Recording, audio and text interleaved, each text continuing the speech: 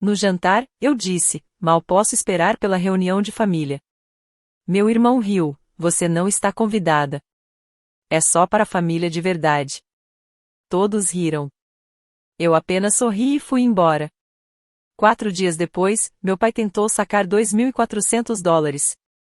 Enviei uma captura de tela: pagamento negado. Deve ser por causa da política ou somente para a família. 2 dias depois, ouvi batidas fortes na porta. Acho que nunca tinha ficado tão furiosa com eles. O plano original era que eu também estivesse lá. Fui eu quem ajudou a mamãe a encontrar a cabana. Liguei para todo mundo, confirmei a data que funcionava para todos, incluindo as aulas do Code e o horário de trabalho da Lana. Até mandei o depósito para reservar o lugar. Ninguém discutiu, ninguém hesitou. Ficou entendido que eu iria, porque faço parte da família. Ou pelo menos era o que eu pensava. Semanas se passaram e o grupo de mensagens ficou em silêncio. Perguntei 2 vezes se o plano ainda estava de pé. Ninguém respondeu. Lana visualizou e ignorou. Mamãe mandou um joinha e nada mais. Achei que talvez tivessem desistido, que a cabana não tivesse dado certo. Então veio o jantar. Minha irmã trouxe o Dylan de novo, o que sempre significava que mamãe faria seu famoso frango Alfredo. Apareci com vinho, como de costume, e até ofereci pagar as compras no caminho. Ninguém pediu, claro, eles apenas presumiram. Todo mundo agia normalmente, como se não estivessem me excluindo ativamente de uma viagem que eu ajudei a planejar. No meio do jantar, toquei no assunto: então, quando vai ser a reunião de família? Nunca ouvi se ainda vai acontecer. Cody nem fingiu confusão. Olhou direto nos meus olhos, sorriu de canto e disse: você não está convidada. É só para a família de verdade. Todos riram. Não foi aquele riso desconfortável, foram gargalhadas de verdade, com os ombros tremendo. Dylan soltou uma risada baixa e incerta, sem saber se podia rir, mas com medo de ser o único que não risse. Lana apenas sorriu e olhou para o prato. Mamãe continuou mastigando. Papai bufou e murmurou algo que não entendi. Eu também sorri, não porque achei engraçado, mas porque, naquele instante, percebi que eles tinham feito uma escolha. Eu não discuti. Apenas me levantei, dobrei o guardanapo e deixei meu prato meio cheio sobre a mesa.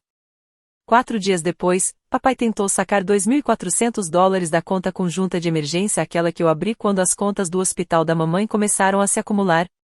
Fui a única a colocar dinheiro ali nos últimos 3 anos.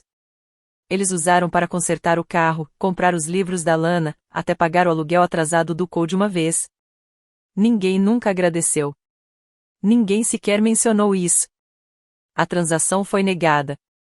Enviei uma captura de tela diretamente para o papai, com a legenda: pagamento recusado. Deve ser por causa da política da família de verdade. Depois desliguei as notificações e segui o meu dia. 2 dias depois, eu estava escovando os dentes quando ouvi batidas fortes na porta. Não eram simples toques, eram socos, repetidos e furiosos, como se alguém quisesse arrombar. Eram 8h42 da manhã. Fui até a porta e olhei pelo olho mágico. Lá estavam eles, papai, mamãe e Cody. Papai parecia prestes a chutar a porta. Cody andava de um lado para o outro atrás dele. Mamãe só estava parada, com aquela expressão vazia de vítima que ela sempre faz quando as coisas não saem do jeito dela. Não abri de imediato. Fiquei ali, observando. Então sorri o mesmo sorriso do jantar, porque eu já sabia que aquilo seria o começo de algo que eu não me arrependeria. Finalmente, abri a porta, só o suficiente para que vissem meu rosto e entendessem que eu não ia fingir que nada tinha acontecido. Papai começou a gritar perguntas antes mesmo que eu dissesse uma palavra. O que é isso de congelar a conta? Você acha que isso é engraçado? A voz dele estava mais alta do que precisava.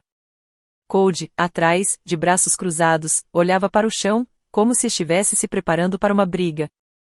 Mamãe não disse nada. Só me observava com aquele olhar cansado e piedoso que sempre usava para tentar me fazer sentir culpada. Isso costumava funcionar. Não mais. Disse calmamente a papai que a conta era minha. Estava no meu nome.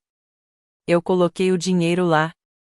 Deixei que usassem em emergências porque disseram não ter outra opção, não porque tinham direito a isso. Ele começou a reclamar, dizendo que o dinheiro era da família e que eu fazia parte dessa família. Eu sorri e respondi: engraçado, não foi isso que ouvi no jantar. Cody entrou na conversa antes que papai pudesse responder. Você levou aquela piada a sério mesmo? Ele riu. Achou que a gente estava falando sério? Respondi: sim, achei. Porque ninguém corrigiu. Ninguém disse que era uma piada. Eles riram na hora, e depois ficaram todos em silêncio quando eu saí. Cody ainda teve coragem de dizer: ah, supera isso. Eu disse a ele que podia superar as férias canceladas. Foi nesse momento que os olhos da mamãe se arregalaram. Canceladas? Ela perguntou. Assenti. Cancelei o depósito. Fui eu quem reservou, eu quem paguei. A reserva já era. O reembolso deve cair esta semana. Eles ficaram em silêncio por um instante. Então papai explodiu. Você fez o quê? Repeti, calmamente. Eles não apenas me excluíram, me usaram para garantir a cabana e depois me cortaram sem dizer uma palavra. E ainda acharam que iam sair impunes.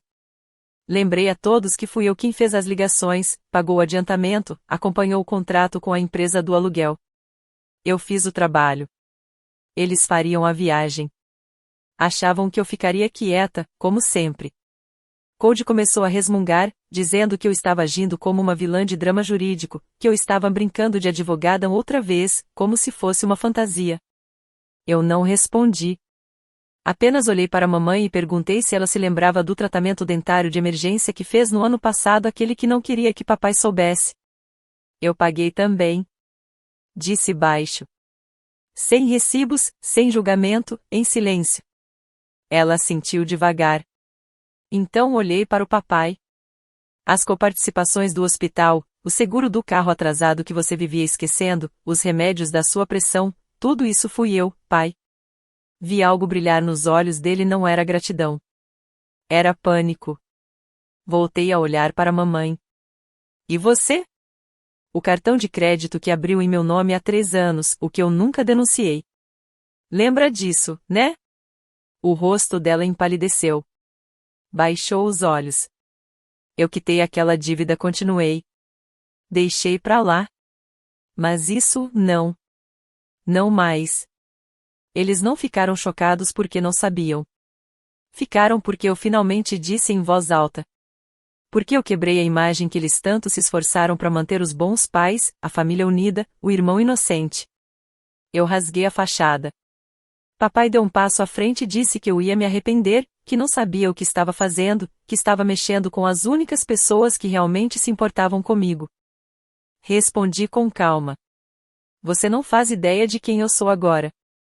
Eu não sou mais a filha que mantinha as contas em dia e dizia obrigada quando ninguém agradecia. Eu sou a advogada em quem vocês se apoiaram sem nunca pagar um centavo. E se quiserem forçar, eu vou forçar mais. Vou congelar cada centavo que temos em comum. E vou denunciar a fraude do cartão. Eu disse que entregaria ao hospital toda a documentação necessária. Que os cortaria da minha vida com a precisão de um bisturi. Mamãe começou a chorar. Cody disse que eu não tinha coração. Papai me chamou de ingrata. Eu respondi que estava cansada de ser útil apenas para pessoas que me viam como um caixa eletrônico com um diploma de direito. Então fechei a porta e tranquei. Não chorei, não gritei. Apenas me sentei no sofá e fiquei olhando para o teto. Senti como se um fusível tivesse finalmente queimado, deixando para trás apenas um silêncio limpo. Eu não estava mais com raiva, só aliviada. 2 horas depois, o telefone tocou. Era o vovô. Ele nem disse um oi. Só falou. Mônica, eu soube do que aconteceu. Você não está errada. Estou do seu lado. Me avise se precisar de algo. E, pela primeira vez em muito tempo, eu não me senti sozinha. O silêncio depois da ligação dele era diferente, não aquele em que eu esperava a culpa aparecer.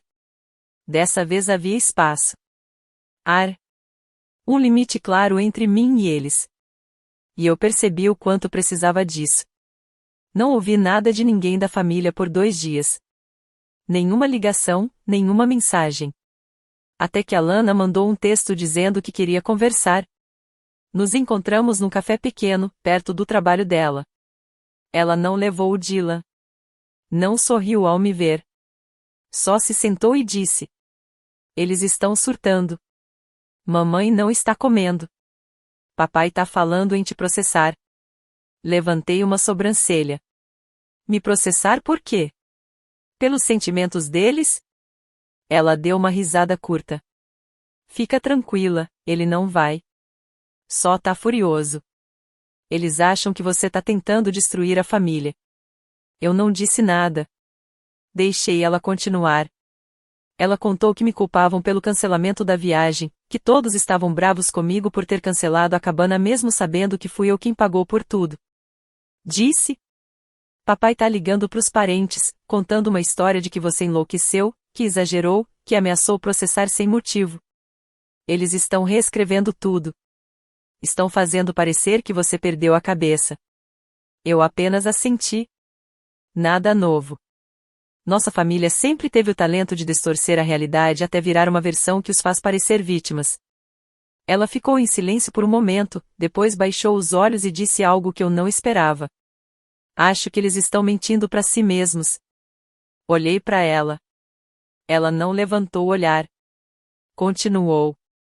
Fiquei pensando em tudo, em quantas vezes você encobriu para eles, em quantas vezes você salvou todo mundo. Lembrei da noite em que você ficou com a mamãe no pronto-socorro até às 3 da manhã porque ninguém mais se importou. Lembrei de quando perdi meu emprego e você me deu dinheiro sem nunca pedir de volta.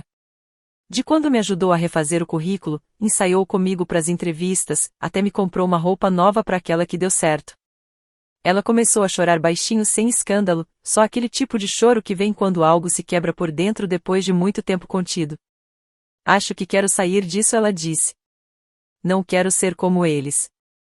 Eu não soube o que dizer de imediato. Aquela era a mesma irmã que riu junto com os outros quando o Cody fez a piada da família de verdade. A mesma irmã que tinha me ignorado quando perguntei sobre a viagem. Mas agora ela finalmente estava enxergando tudo. Perguntei para onde ela iria. Ela disse que tinha uma amiga no Colorado que lhe oferecerá um quarto por alguns meses.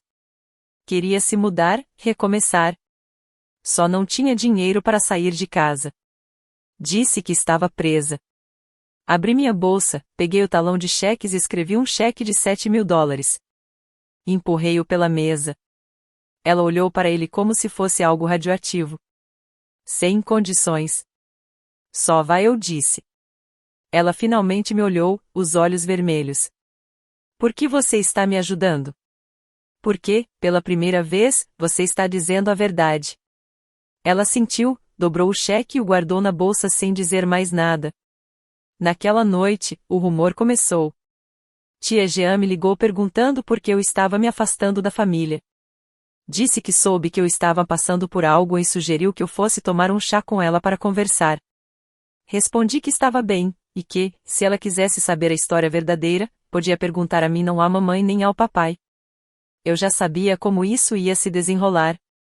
Eles me pintariam como instável, ingrata filha pródiga que virou as costas para os que a criaram.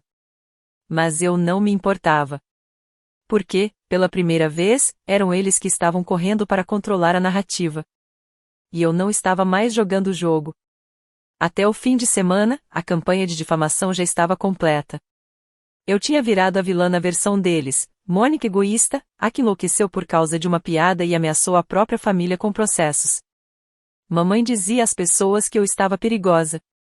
Papai contava aos parentes que eu tinha me deixado corromper pelo poder, pelo dinheiro e pelo orgulho. Nada disso me surpreendeu. O que me pegou de surpresa foi o e-mail que recebi da minha antiga amiga de escola, Erika. Assunto: oi, tá tudo bem com seus pais? Ela anexou capturas de tela, mensagens longas da minha mãe. Pelo visto, mamãe tinha procurado a Erika, com quem não falava há pelo menos 5 anos, pedindo que ajudasse a Mônica a se lembrar de quem ela era antes. Disse a ela que eu estava em declínio, que tinha cortado laços com todos que me amavam. Até mandou uma foto minha adolescente, sorrindo no acampamento como se aquilo fosse prova de que eu já fui anormal. Encaminhei o e-mail para Lana com uma única linha. E começa. Ela respondeu 5 minutos depois. Me desculpa. Eles estão perdendo o controle. Não sabem mais o que fazer. Ela tinha razão. O comportamento deles não era apenas mesquinho, era desesperado. Sempre dependeram de mim para ser a quieta, a responsável, a que engolia tudo sem reclamar. Quando parei de cumprir esse papel, eles não souberam mais quem eram. Então aconteceu algo que eu não esperava. Cody me mandou uma mensagem. Não um pedido de desculpas, nem um apelo só. Precisamos conversar. Urgente. No começo, ignorei. Mas ele insistiu. Mandou mais mensagens. Ligou 2 vezes. Depois de novo. Por fim, atendi, pronta para encerrar o assunto de vez. Mas ele não gritou. Não zombou. A voz dele estava tensa, assustada. Alguém está usando suas informações, Mônica. Seu endereço antigo, seu e-mail. Recebi um alerta de fraude ligado ao seu nome. Acho que a mamãe usou seu nome para abrir outra linha de crédito. Eu não respondi de imediato. Então ele disse. Eu verifiquei o correio lá na casa deles. Tem uma conta de $3.600 em seu nome, de uma joalheria. Datada do mês passado. Uma joalheria. Eu não comprava joias havia anos. Agradeci a ele e desliguei. Em seguida, liguei para o meu banco. Confirmaram que a atividade parecia suspeita. Depois liguei para a loja. Disseram que a pessoa que fez a compra usou meu nome, meu número de documento e o endereço de entrega à casa dos meus pais. Agora, não era apenas uma traição. Era crime. E não algo antigo, era recente. Isso não foi algo que eles fizeram anos atrás, quando estavam passando por dificuldades. Eles fizeram isso há poucas semanas, depois de me excluírem da reunião de família. Depois de rirem de mim. Sentei no sofá, tremendo não de medo, mas pela calma que senti. Eles não só tentaram me humilhar. Tentaram me usar. Só que, desta vez, deixaram um rastro. Na manhã seguinte, entrei no meu escritório, fechei a porta e redigi a primeira carta. Foi curta. A quem possa interessar, estou relatando uma cobrança fraudulenta feita em meu nome, na data X, na loja Y, sem meu consentimento ou conhecimento. Estou preparada para seguir com as medidas legais e possuo documentação comprobatória. E então acrescentei as palavras que mudaram tudo. O principal suspeito é um membro da família com histórico de uso não autorizado da minha identidade. Dessa vez, eles não iam sair impunes. Eles cruzaram o limite e agora eu estava assumindo o meu. A carta foi só o começo. Na segunda-feira de manhã, o relatório de fraude já estava oficialmente protocolado. Enviei uma cópia digitalizada para o órgão de crédito, para a loja e para meu amigo advogado, Nate, que me devia um favor dos tempos da faculdade de Direito. Em poucas horas, recebi a confirmação de que a investigação estava em andamento e que todos os olhos agora estavam voltados para o endereço de entrega, a casa dos meus pais. Não contei nada à família. Pelo menos, não de imediato. Queria que eles sentissem. Queria que o silêncio se estendesse tempo suficiente para que o toque na porta viesse quando eles menos esperassem. A primeira rachadura veio da Lana. Ela me ligou tarde da noite, sussurrando. Disse que mamãe tinha passado o dia inteiro no telefone e papai estava agindo estranho. Alguém do banco havia ligado pedindo para verificar uma conta. Lana não sabia os detalhes, mas sabia que algo estava errado. Eles estão com medo, Mônica. De verdade. Acho que sabem que alguma coisa está chegando, ela disse. Respondi que algo realmente estava chegando. Ela perguntou se eu estava falando sério sobre prestar queixa. Não estou blefando, respondi. E, para minha surpresa, ela não tentou me impedir. Eu entendo, disse. De verdade. 2 dias depois, os telefonemas começaram. Primeiro da mamãe. Depois do papai. Depois da tia Jean. E então, do Cody. Nenhum deles deixou recado. Só chamadas perdidas, uma atrás da outra. Até que, finalmente, alguém bateu na minha porta. Olhei a câmera antes de abrir. Eram os 4, mamãe, papai, Cody e até a tia Jean, que devia ter dirigido horas desde o interior. Pareciam exaustos, com olheiras, mas não havia arrependimento em seus rostos, apenas tensão e raiva, como se eu tivesse os traído. Abri a porta só o suficiente para deixar claro que não estavam sendo convidados a entrar. Papai falou primeiro. Você realmente foi à polícia? Não respondi. Ele sabia que eu tinha ido. Mamãe se apressou em falar por cima dele, tentando me fazer sentir culpa. Nós não queríamos que as coisas chegassem a esse ponto. Estávamos sob pressão, Mônica. Pressão financeira. Achamos que você entenderia. Não o interrompi. Vocês acharam que eu ficaria calada de novo. Cody disse que eu estava exagerando, que ninguém tinha se machucado. Perguntei se usar a identidade de alguém para comprar $3.600 em joias era nada. Se fingir preocupação enquanto apunhá-la pelas costas era normal. Foi então que papai perdeu o controle. Deu um passo à frente, como se fosse me encarar, e disse que eu estava destruindo a família. Que eu estava virando as costas para o sangue. Você tem 5 segundos para recuar, respondi, ou eu acrescento uma queixa de assédio à denúncia. Ele parou. E então algo aconteceu que ninguém esperava. Um carro entrou na garagem devagar, de propósito. Era o vovô. Ele saiu sem olhar para nenhum deles, subiu até a varanda e ficou ao meu lado. Achei que tinha sido claro, disse. Deixem ela em paz. Papai começou a balbuciar algo sobre família, união e como eu estava sendo manipulada. Vovô apenas balançou a cabeça. Vocês é que a manipularam por tempo demais. Ela não é a muleta de vocês. Nem o banco de vocês. E se cometeram um crime em nome dela, deem-se por sortudos, tudo o que ela fez foi registrar um boletim.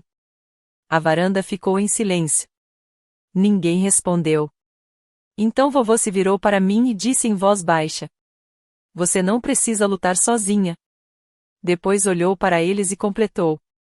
E vocês vão aprender o que acontece quando mexem com a única pessoa dessa família que sempre fez o que era certo. Eles foram embora. Sem gritos, sem portas batendo. Só silêncio. Fiquei parada ali, observando o carro se afastar, e senti algo que não sentia havia anos, alívio. Não porque tudo tivesse acabado, mas porque, finalmente, eles entenderam que o jogo não era mais deles. Depois daquele dia, nunca mais ligaram. Nenhuma mensagem, nenhum toque na porta, nenhum grupo fingindo que estava tudo bem. Era como se alguém tivesse cortado um fio da árvore genealógica e os galhos simplesmente tivessem caído. Eu não fui atrás. Não procurei saber. Segui em frente. O processo de fraude avançou rápido. A joalheria entregou uma cópia das imagens de segurança. Nelas, dava para ver claramente minha mãe no balcão, sorrindo enquanto assinava o meu nome. Usando o colar que depois ela postaria no Facebook com a legenda, me dando um presente, finalmente.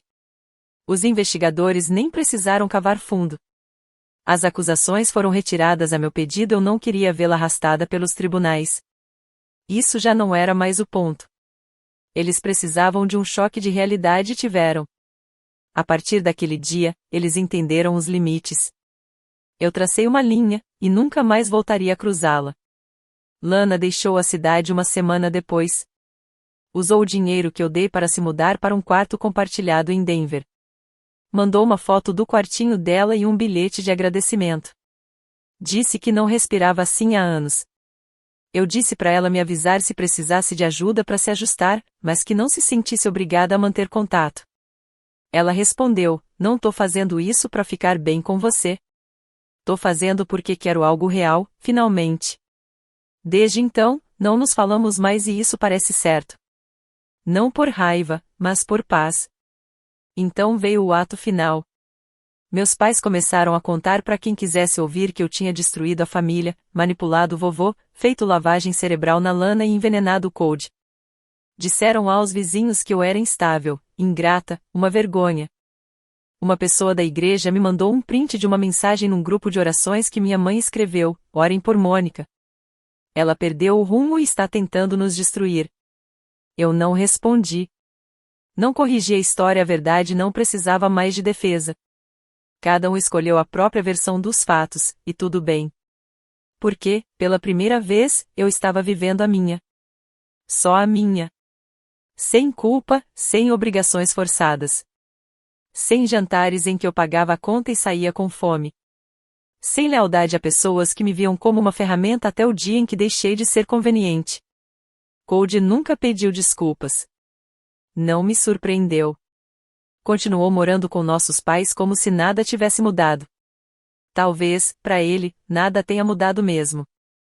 Vovô ainda liga às vezes, só para conversar. A gente não fala mais deles. Falamos do jardim, do tempo. Ele pergunta sobre meu trabalho, diz que tem orgulho de mim. E isso, no fim das contas, era tudo o que eu sempre quis ouvir. E foi assim que tudo terminou. Sem grandes confrontos, sem pedidos dramáticos de perdão, só separação. Lana está em outra cidade. Vovô está tranquilo. Meus pais ainda contam a versão deles para quem quiser escutar. Mas eu, finalmente vivo uma vida em que não sou usada. Essa foi a minha vingança, deixei que eles continuassem no mundo que construíram e simplesmente fui embora.